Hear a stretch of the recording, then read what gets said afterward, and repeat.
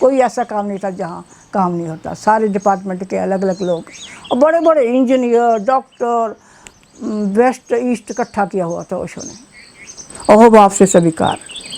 अगर कुछ गलती हो जाए तो टॉयलेट करने के लिए भेज देते थे कई दफ़ा कि टॉयलेट साफ़ करो, है ना। फिर टॉयलेट भी साफ़ करते थे। बड़ा ईगो आता था उस समय कि मैं टॉयलेट कैसे साफ़ करूं, है ना। तो वो भी ईगो देखने को मिला, अहंकार गिरता था। तो डिपार्टमेंट तो मैंने कोई नहीं छोड़ा स्वामी जी असल में।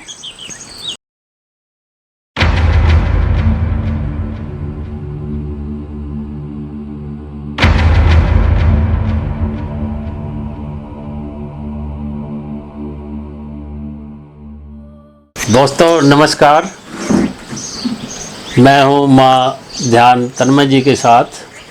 और जो पार्ट 1 है माँ जी के साथ बातचीत का, वो आप डिस्क्रिप्शन में लिख के आप उसमें देख सकते हैं।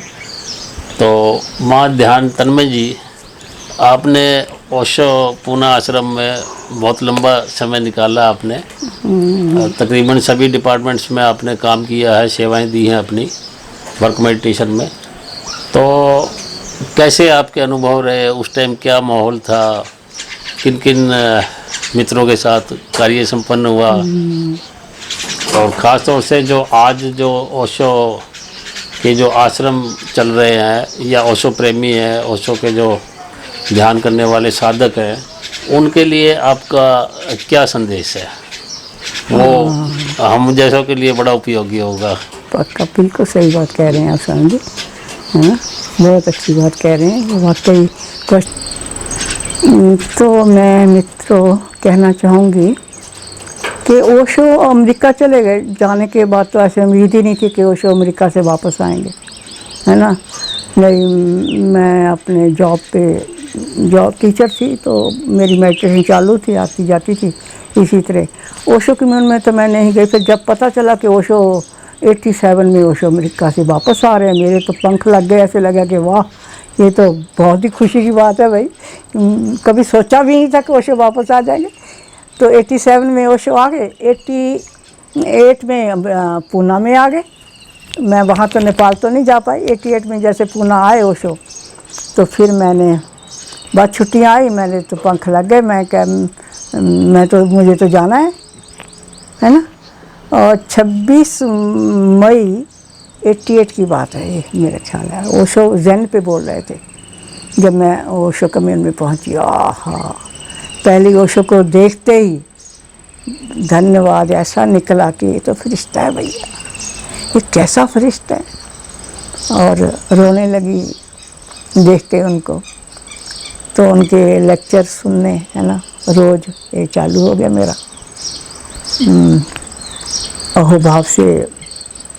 यानी कि ऐसा लगता था कि जीवन कुछ और ही है। एक सुबह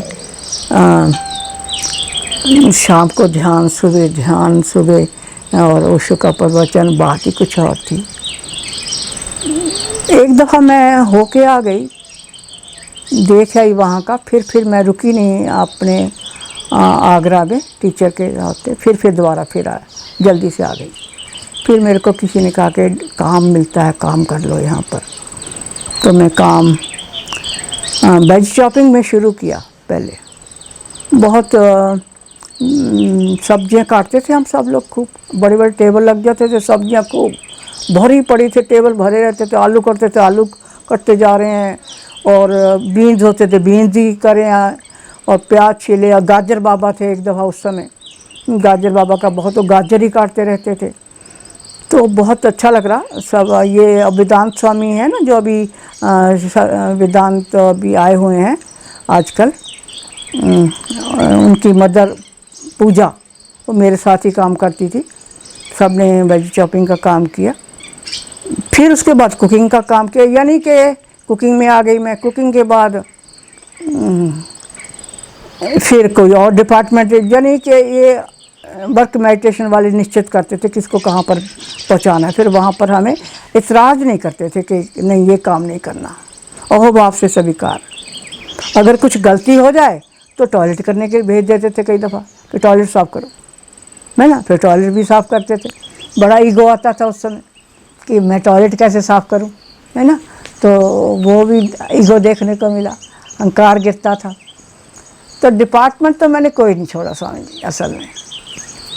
और मगर वो ओशो का जो कम्यून था, ये तो बस्ती थी भाई, बस्ती, जहाँ पर हर किस्म के व्यक्ति, कोई लकड़ी काट रहा है, कोई सिलाई भी होती, सारे काम ओशो कम्यून में होते थे। कोई ऐसा काम नहीं था जहाँ काम नहीं होता। सारे डिपार्टमेंट के अलग अलग लोग और बड़े बड़े इंजीनियर, डॉक्टर, वेस्ट ईस्ट इकट्ठा किया हुआ था ओशो ने। तो बड़ा मज़ा, मैं कह रही हूँ ये तो दुनिया ही लगा है।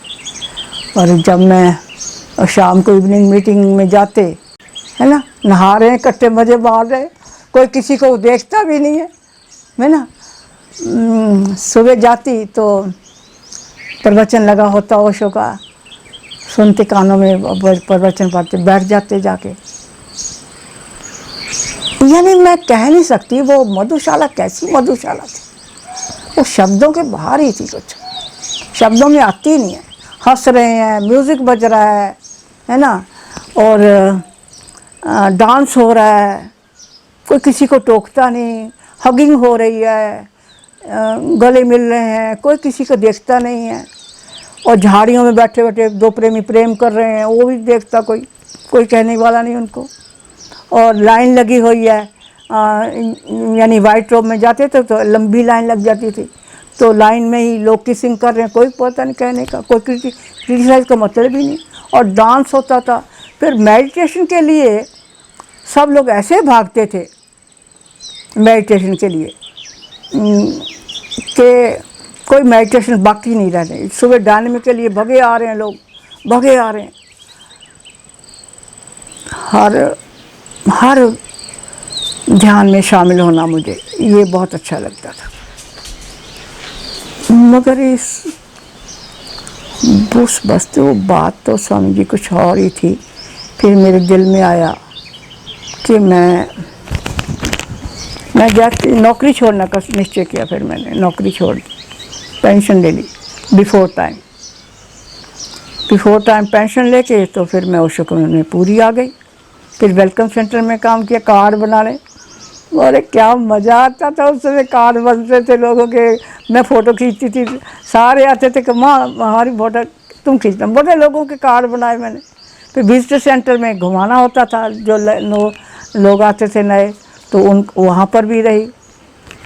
कुकिंग में तो मुझे नीलम अलग, कुकिंग में गई तो नीलम हमेशा कहती थी, तन्मय माँ आज छोले बहुत फर्स्ट क्लास बना, कई दिन से खाना अच्छा नहीं खाया, तो आज उर्दू माँ छोले नहीं बना, पंजाबी दाल बना। तो अक्सर तो वो बनाते।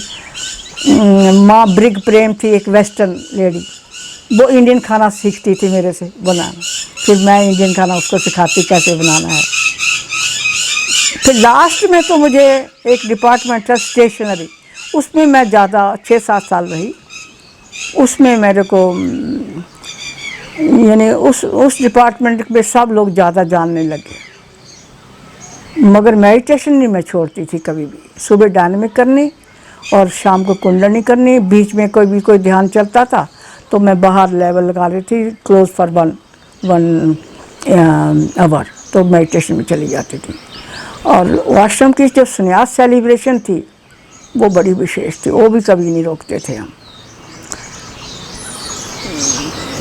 तो मैं कहाँ से शुरू करूँ, कहाँ ख़त्म करूँ स्वामी जी, आजकल ये देखने को नहीं मिलता।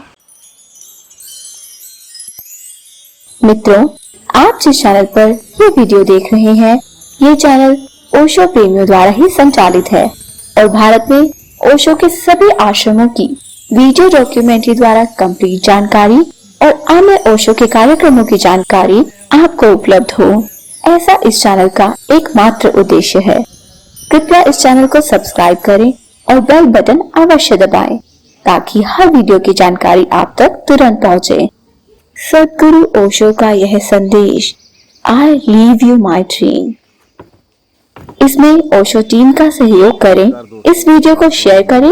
ओशो टीम की तरफ से बहुत बहुत प्रेम व धन्यवाद। ओशो शुरू करते हैं आगे की कार्रवाई।